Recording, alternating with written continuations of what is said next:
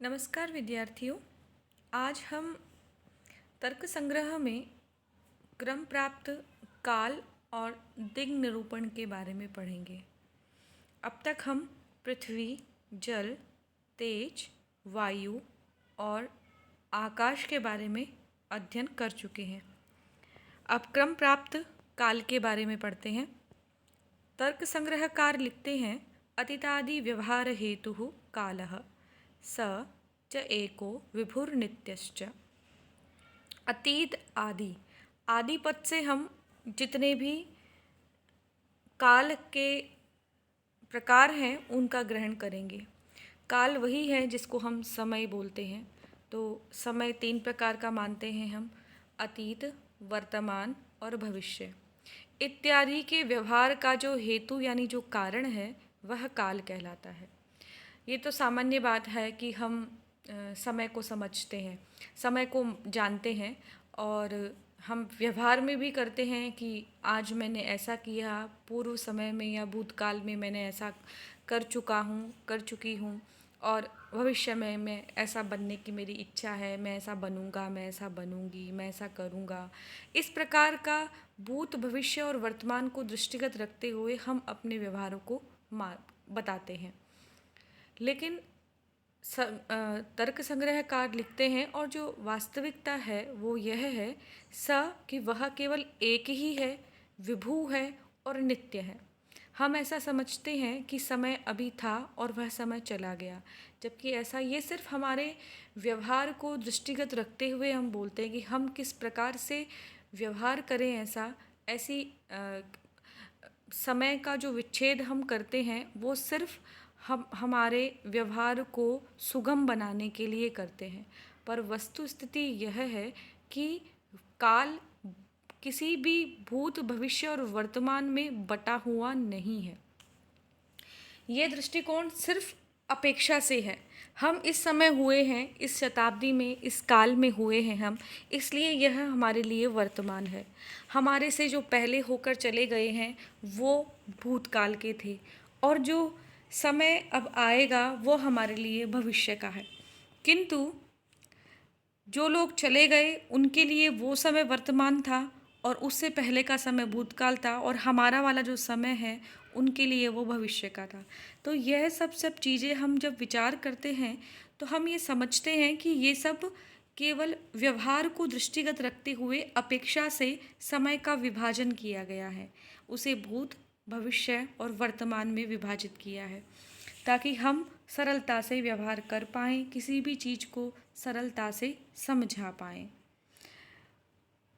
इसलिए उसके बारे में कहा कि हमारे तो सिर्फ व्यवहार का यह हेतु है, यह कारण है, वह काल है। किस प्रकार के व्यवहार का? भूत, भविष्य और वर्तमान। अतीत का मतलब भूतकाल से ही है, वर्तमान समय और भविष्य जो आने वाला है। और यह जो काल है यह कैसा है? एक है, कोई किसी भी विभागों में, किसी भी भाग में यह बटा हुआ नहीं है, विभू है और नित्य है। विभू का मतलब जो सभी जगह व्याप्त होता है वह विभू कहलाता है और नित्य वह होता है जिसका कभी ना उत्पत्ति होती है और ना जिसका कभी विनाश होता है। इसका एक बार व्याकरणिक दृष्टिकोण से भी देख लेते हैं। काल शब्द किस प्रकार का है? पुल्लिंग शब्द है। चूँकि हम जब इसके विशेषणों पर ध्यान दे रहे हैं तो उसके लिए प्रयोग किया है सः, एकः, विभुः, नित्यः। तो इससे स्पष्ट है कि यह पुल्लिंग शब्द है। कालः का प्रयोग से भी लग रहा है, हेतुः के प्रयोग से भी लग रहा है। तो इन सभी विशेषणों पर जब हम दृष्टिपात करते हैं तो हम पाते हैं कि काल शब्द क्या है? पुल्लिंग शब्द है। अब कहते हैं कि लक्षण में अतीतादि व्यवहार हेतु लिखने की क्या आवश्यकता थी? आप व्यवहार हेतु कालः इतना ही लक्षण कर देते तो इससे क्या हानि होती? तो उत्तर देते हैं कि घटादौ इति अतिव्याप्ति वारणाय, घट आदि में अतिव्याप्ति होने लगती इस लक्षण की। ऐसा क्यों होता? क्योंकि व्यवहार के जो कारण है वो घट, पट, कोई भी प्रकार की वस्तु है, कोई भी अपने पठनीय सामग्री है अथवा हमारे घर में उपयोग की जाने वाली जितनी भी वस्तुएं हैं, हमारे व्यवहार में प्रयोग की जाने वाली जितनी भी वस्तुएं हैं, वे सभी व्यवहार के कारण ही तो हैं। ये समझिए कि आप किसी वस्तु को पुस्तक कहते हैं तो वो पुस्तक नामकरण एक व्यवहार के लिए किया गया है। ज़रूरी नहीं है कि उसको सब संपूर्ण जगह ही पुस्तक का नाम दिया हो। इसीलिए अलग अलग क्षेत्र की अलग अलग भाषाएं होती हैं। उन भाषाओं को भाषा सिर्फ इसलिए होती है ताकि संप्रेषण किया जा सके, ताकि व्यवहार किया जा सके। ऐसा कोई निश्चितता नहीं है कि इस शब्द का अर्थ यही होता है या यह शब्द इसी पद से बोध किया जाए, इसी पद से उसका नामकरण किया जाए। तो यह जो भाषा है वह भी क्या है, व्यवहार का कारण है। इसीलिए प्रत्येक जगह की भाषा भिन्न भिन्न होती है, अलग अलग होती है। तो व्यवहार का कारण तो संसार में जितनी समस्त वस्तुएं हैं वे सभी क्या हैं, हमारे व्यवहार का हेतु है। उनके व्यवहार का हमने व्यवहार की सुविधा के लिए उनका नामकरण किया है। तो सभी प्रकार की वस्तुओं का अध्याहार होने लगता, सभी प्रकार की वस्तुओं में व्यवहार हेतु कालः ऐसा काल का लक्षण जाने लगता। इसलिए उस अतिव्याप्ति को रोकने के लिए यहाँ पर अतीतादि ये पद जोड़ा गया है। यानी भूत, भविष्य और वर्तमान इस प्रकार के व्यवहार का जो कारण है उसे काल कहते हैं। व्यवहार का हेतु संसार की समस्त वस्तुएं व्यवहार का कारण ही हैं, तो काल का लक्षण उससे घटित नहीं होता। इसके लिए यहाँ पर अतीतादि शब्द को जोड़ा गया है।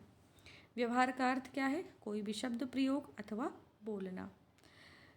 इसके अलावा काल कैसा है, एक है, कोई समय का विभाजन नहीं है, कोई भूत नहीं है, कोई भविष्य नहीं है, कोई वर्तमान नहीं है, सिर्फ काल काल ही है। उसका किसी प्रकार का विभाजन नहीं है, वह संख्या में सिर्फ एक ही है। और विभू है। विभू की परिभाषा हमने पिछले अध्याय में जब हमने आकाश का अध्ययन किया था तब भी हमने इसमें विभू की परिभाषा पढ़ी थी। तो विभू का क्या अर्थ होता है, सर्व मूर्त द्रव्य संयोगित्वम विभुत्वम। जितने भी मूर्त द्रव्य हैं संसार में, मूर्त द्रव्य यानी जो हमें दिखाई देते हैं, पृथ्वी, जल, तेज, वायु और मन को भी इसमें शामिल किया गया है। तो ये जितने भी मूर्त द्रव्य हैं, इन सभी मूर्त द्रव्यों के साथ जिसका संयोग रहता है वह क्या कहलाता है, विभू कहलाता है। और नित्य क्या होता है, जो उत्पत्ति और विनाश से रहित है, जिसकी ना उत्पत्ति होती है और ना जिसका विनाश होता है, वह विभू कहलाता है। तो काल ऐसा ही है।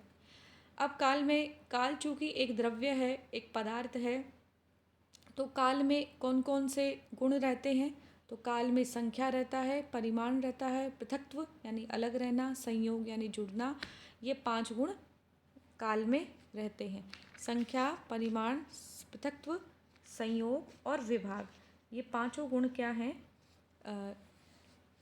काल में रहते हैं। मैंने यहाँ पर विभाग को नहीं लिखा है, इस जगह पर आप समझ लीजिए ना, यहाँ पर 5वां गुण क्या है, विभाग है। अब क्रम प्राप्त आगे काल के बाद है दिङ् निरूपण।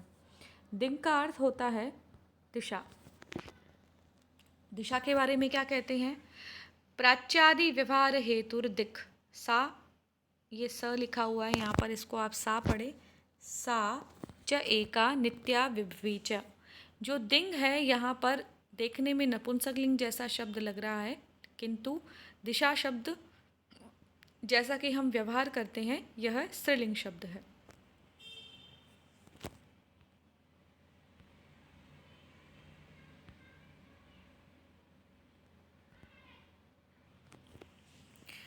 तो प्राच्यादि व्यवहार का जो कारण है वह दिशा कहलाता है। प्राची का अर्थ होता है पूर्व, तो पूर्व, पश्चिम, उत्तर और दक्षिण, इस प्रकार के जो व्यवहार का कारण है वह दिशा है। हम दिशाओं का नामकरण ऐसे ही करते हैं। सूर्य जिस दिशा में उदय होता है उसको पूर्व कहते हैं, अस्त होता है वहाँ पश्चिम, दाहिने हाथ की तरफ दक्षिण और उत्तर हाथ की तरफ उत्तर। तो इस प्रकार का व्यवहार का जो हमारे कारण है वो क्या कहलाता है, दिशा। लेकिन दिशा का कोई भी विभाग नहीं है। दिशा कैसी है, सा वह एका, एक ही है, नित्या है, कभी उसका तीनों कालों में उत्पत्ति और विनाश नहीं होता है। और विभवी, ये विभवी शब्द स्त्रीलिंग का है, ये विभू का ही स्त्रीलिंग शब्द है, यानी जो सर्वमूर्त द्रव्यों से संयोग रखती है, ऐसी होती है दिशा, विभू संयोग। अब यहाँ कहते हैं कि यह क्या होता है, प्राची, प्रतीची, उदीची और अवाची, ये संस्कृतनिष्ठ शब्द हैं जिनको हम क्रमशः पूर्व, पश्चिम, उत्तर और दक्षिण कहते हैं। उदयाचल सन्निहिता या दिक् सा प्राची, उदय से, जहाँ पर अचल जो सूर्य है, जिस जगह उदय होता है, उससे सन्निहित, उससे जो युक्त है जो दिशा, वह दिशा प्राची यानी पूर्व कहलाती है। यह पूर्व, पश्चिम, उत्तर, दक्षिण सिर्फ और सिर्फ हमारी दिशाओं, हमारी दिशा बोध के लिए है, हमारे व्यवहार के लिए है। आप ये बात ध्यान रखिएगा कि चलिए भारत में पूर्व से उदय हो रहा है तो हम उसको वैसे सभी जगह पूर्व में उदय होता है, लेकिन फिर भी दिशाएं, जब हम कोई देश परिवर्तित करते हैं तो उसके हिसाब से भी वो कुछ कुछ परिवर्तन हो जाती हैं। कभी कभी अपेक्षा से भी दिशाएं परिवर्तित होती हैं। तो जहाँ उदयाचल सन्निहिता, उदय से जो सन्निहित यानी सूर्य के उदय से सन्निहित यानी युग जो दिशा है वह प्राची कहलाती है, यानी पूर्व दिशा कहलाती है। तो प्राची से क्या तात्पर्य है यहाँ पर, पूर्व। दूसरी है अस्ताचल सन्निहिता, जहाँ पर जो सूर्य है अस्त की ओर जाता है तो वह उससे युक्त जो या दिशा जो दिशा होती है वह प्रतीची यानी वह क्या कहलाती है, पश्चिम कहलाती है। तो ये दूसरी क्या है, पश्चिम दिशा है। फिर है मेरोह सन्निहिता या दिक्, मेरु का मतलब है सुमेरु पर्वत, सुमेरु पर्वत से जो सन्निहित यानी युक्त है, सुमेरु पर्वत किस दिशा में है, उत्तर दिशा में, तो उससे जो सन्निहित युक्त है वो जो दिशा है वह उदीची यानी उत्तर दिशा कहलाती है। और मेरोह व्यवहिता, मेरु से जो व्यवहित यानी मेरु से जो विपरीत दिशा में है वो जो दिशा है वो क्या कहलाती है, अवाची यानी दक्षिण दिशा कहलाती है। तो ये हमारे व्यवहार का जो कारण है, इस प्रकार के व्यवहार का जो उदयाचल सन्निहिता, अस्ताचल सन्निहिता, मेरोह सन्निहिता और मेरोह व्यवहिता क्रमशः जो प्राची, प्रतीची, उदीची और अवाची हैं, हमारे व्यवहार का जो कारण है, इस प्रकार के व्यवहार का कारण जो होती है वह क्या कहलाती है, दिशा। तो ये हमारे व्यवहार के दृष्टिकोण से हम 4 भागों में और कभी कभी हम इन दिशाओं को 10 भागों में भी विभाजित करते हैं, जिसमें नैऋत्य कोण, आग्नेय कोण, इस प्रकार के कोणों में विभाजित करते हैं और ऊपर और दक्षिण के हिसाब से हम 10 प्रकार की दिशाएं बताते हैं। तो ये 10 प्रकार की दिशाएं होती नहीं हैं, सिर्फ हमारे व्यवहार के लिए है। हम इनको विभाजित हमारे व्यवहार की सौविध्य के लिए करते हैं, लेकिन यह सभी मूर्त द्रव्यों से संयोग करने वाली है, केवल एक ही है और सभी जगह व्याप्त है और नित्य है। तो ये दिशा का निरूपण तर्क संग्रह के अनुसार है। अगले वीडियो में हम आत्मा के निरूपण के बारे में पढ़ेंगे। तो अगले वीडियो में हम कुछ प्रश्न भी देंगे आपको, उनके उत्तर भी आपको करने हैं। आज के लिए इतना ही, धन्यवाद।